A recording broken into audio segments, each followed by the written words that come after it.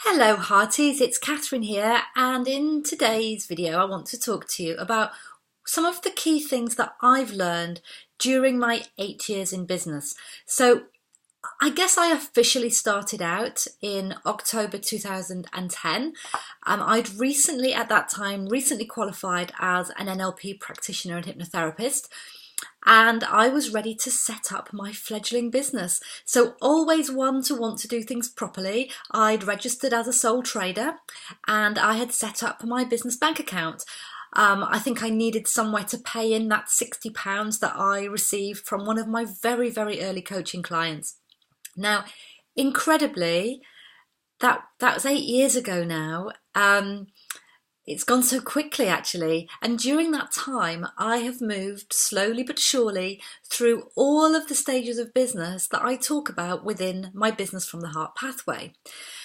I took a long time getting really crystal clear about my target market and who I was here to serve and the message and core message that I had for them. Once I'd got clear on that, I worked for free to begin with to get testimonials. I then signed up my first few paying coaching clients. For a long time, I got most of my clients through activity that took place offline. But of course, in time, I created a website, I set up my social media profiles, and I extended some of that offline activity and took it online, networked online, did speaking online through the form of webinars. I also found my marketing sweet spot, the thing that worked so well for me and that continues to do so now. I launched an online program. I launched a high-end mentoring program. I passed that mythical 6 figures that everyone seems to tell us that we should be aiming for. I then went through a long and painful period before I got the right team in place and got systems and processes in place that could make things a little easier for me. I then shifted and made a conscious decision that I wanted to take my business fully online. And following that, I had some other insights and I subsequently had a complete change of business direction. So I no longer have the high-end mentoring program and instead I run a low monthly investment membership program.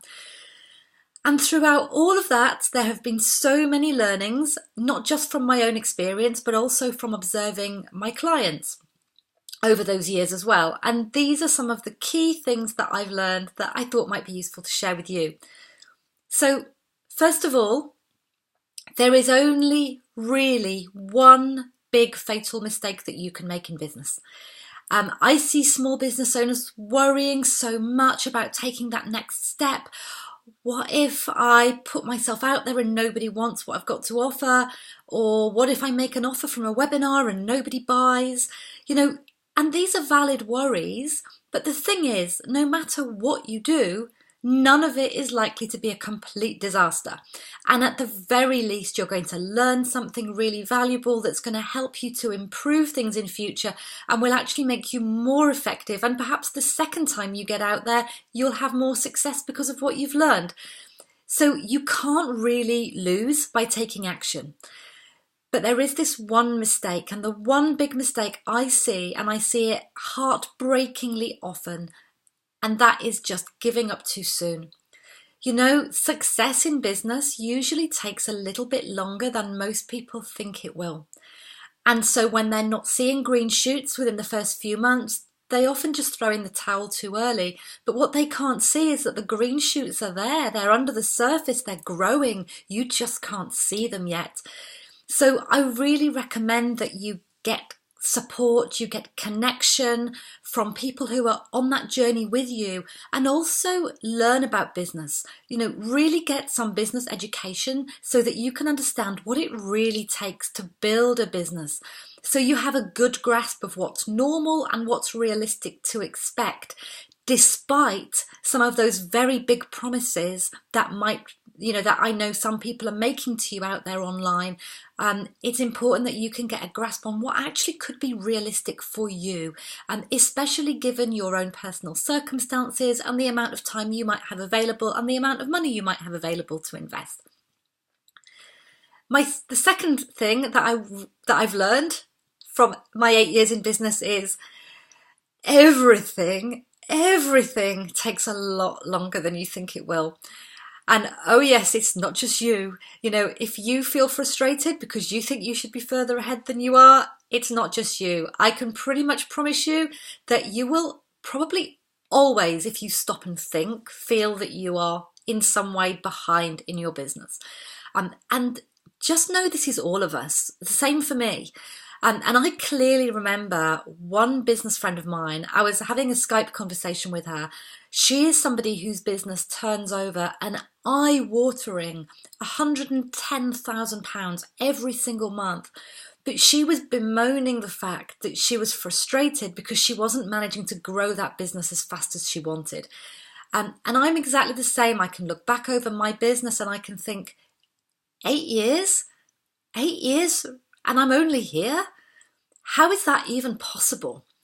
And I can then start to go off and compare myself to people who I know started at around the same time as me and are now huge online celebrities with multi-million-dollar businesses. And I can easily find myself lacking. So I try not to let myself do that too often. And instead I focus on how far I've come. And I also focus on just how lucky I am that I have a business that I find so fulfilling to run and that supports me and my lifestyle and my life. You know, anything other than that, like how big my business is compared to somebody else's business, is just vanity. So if we're not, as business owners, going to spend our whole business life berating ourselves for lack of progress, it's really important that we can learn to follow our own path, to measure our success against where we were last year, rather than against other people who might have completely different life circumstances from us, or even comparing ourselves to some arbitrary and maybe not even very realistic goal that we set ourselves. In other words, to link back to a video that I did a couple of months ago, it's okay to be a tortoise. We don't all have to get there fast. We just have to go at our own pace and make sure that every single day we are making forward progress in the direction of our business dreams. The how fast we get there, you know, is not the most important thing. The third thing I've learned is that business hurts. Especially a heart-centered business. You know, as heart-centered business owners, we tend to take our businesses really quite personally. We've gone into business because we care, because we want to make a difference to other people. We want to do a good job. You know, if you're even watching this, it's highly unlikely that you've gone into business to make a quick buck. And try and make as much money as possible while delivering as little as possible. Although if that is your thing, there are plenty of people out there ready to teach you how to do it. So if you're like me, you probably pour your heart and soul into your work, into figuring out the best way to serve your clients, thinking deeply about your programs and how you can structure them so that you can help people get the best results.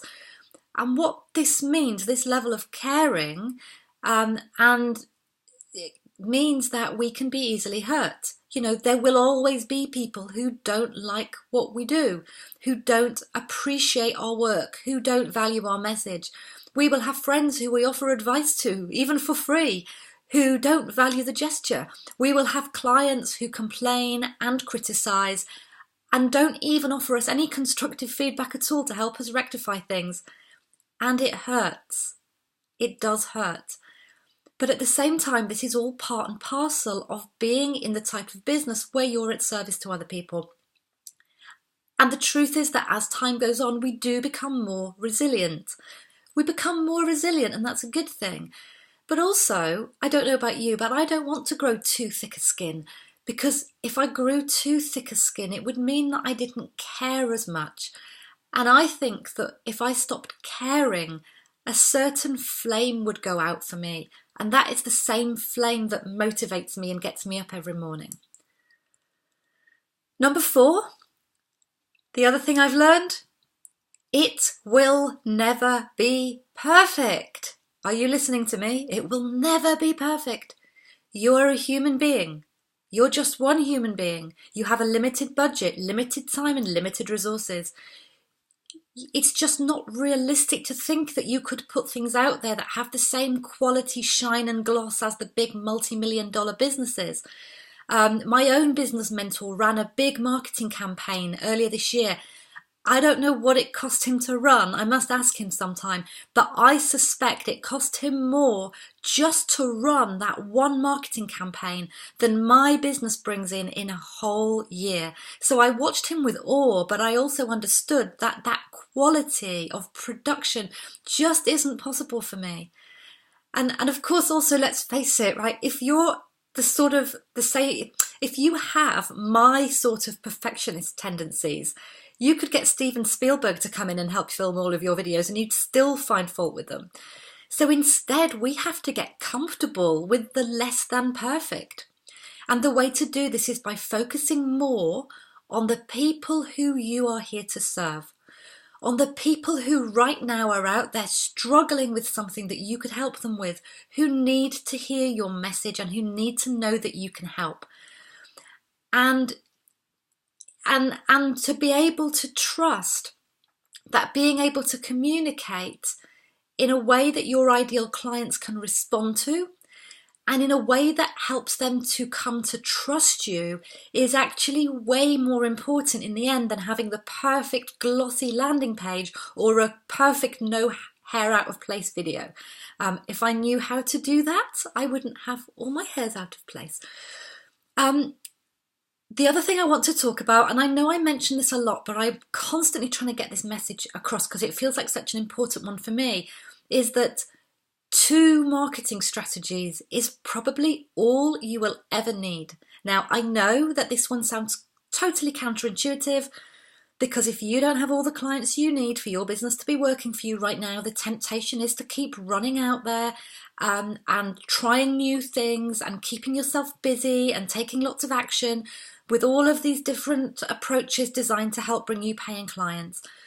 But the problem is that too much activity can be counterproductive. And the reason for this is that, first of all, if you're doing too many different things, you're unlikely to be doing any of them well enough to really get traction and get results from them. But also, if you're like a lot of the business owners who come to work with me, you may find that you're doing a lot of marketing activity without having some of the key foundational pieces in place that are going to actually make that marketing sticky and have people want to stick around and find out more from you once they've come across you. And if you don't have those key marketing foundations in place, you can find that you become burned out, exhausted, and fall completely out of love with your business before you've even worked with enough clients to know what a fully sustainable business really feels like. And it can feel really, really fantastic for you and for your clients.